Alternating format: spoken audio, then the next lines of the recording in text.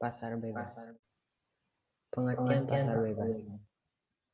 Adam Smith yang sering dijuluki sebagai bapak ekonomi mengatakan bahwa pasar bebas sudah memberikan kebebasan pada masyarakat luas untuk bisa membuat dan melakukan kegiatan jual beli barang sesuai suka hati mereka. Selain itu, pasar bebas pun mampu membuka pasar hingga ke luar negeri dan melahirkan persaingan ekonomi yang lebih luas, yang mana setiap orang secara alami tentu akan lebih memilih barang dengan harga yang murah demi memperkaya dirinya sendiri tanpa adanya campur tangan pemerintah. Di sisi lain, David Ricardo menjelaskan bahwa pasar bebas adalah suatu kegiatan perdagangan luar negeri yang melibatkan lebih dari dua negara yang masing-masing diantaranya akan melakukan perdagangan tanpa ada masalah dari pihak pemerintah. Artinya, setiap masyarakat memiliki kebebasan dalam melakukan perdagangan antar negara tanpa hambatan dari pihak pemerintahannya masing-masing. Berdasarkan penjelasan dari para ahli di atas, bisa kita tarik kesimpulan bahwa pasar bebas memiliki hubungan yang erat dengan kebijakan pemerintah tentang suatu perdagangan. Artinya, pemerintah tidak akan melakukan tindakan diskriminatif atau menghambat proses perdagangan, terutama kegiatan impor dan ekspor barang. Tujuan dari pasar bebas: 1. Meningkatkan pendapatan negara.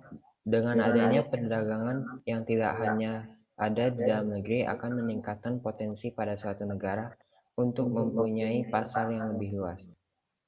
2. Meningkatkan perekonomian negara. Dengan melakukan kegiatan ekspor, negara juga pastinya akan mendapatkan pasar yang lebih besar. Untuk itu, perdagangan bebas adalah suatu peluang besar bagi setiap produsen dari dalam negeri untuk bisa meningkatkan produksi serta kualitas produksi agar mampu memenangi pasar internasional. 3. Memperluas pasar.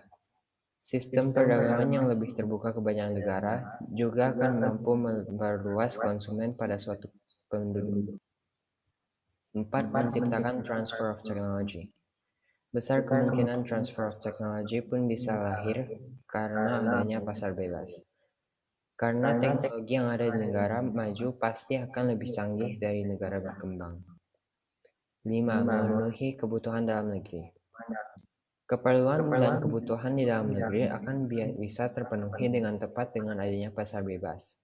Karena beberapa barang mungkin akan sulit untuk diproduksi atau didapatkan dalam negeri.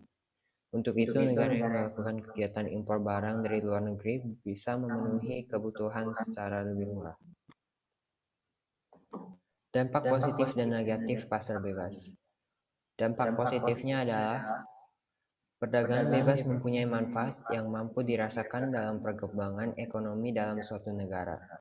Berbagai manfaat yang kemungkinan akan dirasakan adalah lebih bebasnya setiap orang dalam mempunyai kekayaan dan mengolah sumber daya alam masing-masing. Sehingga tingkat kreativitas dari setiap masyarakat akan lebih berkembang lagi. Selain itu, setiap produsen juga akan lebih dituntut untuk membuat produk yang berkualitas karena pasar bebas melahirkan persaingan yang lebih ketat dan antar perusahaan. Dampak negatifnya adalah perlu diperhatikan pula bahwa pasar bebas atau perdagangan bebas mempunyai beberapa kekurangan yang berpotensi mengancam perekonomian suatu negara.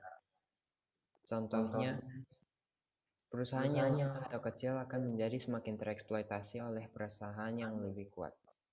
Kegiatan monopoli perdagangan pun akan semakin rawan terjadi, yang mana hal tersebut mampu membahayakan pihak perusahaan yang bergerak pada industri yang sama. Selain itu, potensi kesenjangan ekonomi antar perusahaan yang kuat dan yang lemah pun akan semakin besar. Perdagangan bebas juga mampu mengancam kestabilan perekonomian pada suatu negara. Jika produk dalam negara tersebut tidak mampu bersaing dengan produk asing yang masuk ke negaranya. Jika hal tersebut sudah terjadi, maka negara pun bisa memiliki sifat ketergantungan kepada negara lain dan akan berdampak pada menurunnya tingkat perekonomian pada negara tersebut.